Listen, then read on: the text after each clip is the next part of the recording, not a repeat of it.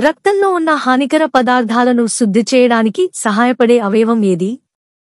ఏ. కడుపు, బి. కాలేయం, C. మూత్రపిండం, D. ఊపిరితిత్తులు. సరైన సమాధానం బి. కాలేయం. కండరాలను నిర్మించడానికి అవసరమైన పోషక పదార్థం ఏది? ఏ. కార్బోహైడ్రేట్లు, బి. Protein, C. కొవ్వులు, డి. విటమిన్లు. సరైన సమాధానం బి. ప్రోటీన్.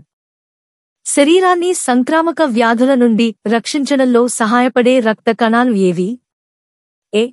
ఎర్ర రక్త కణాలు, బి. తెల్ల రక్త కణాలు, సి. రక్తఫలకాలు, డి. ప్లాస్మా.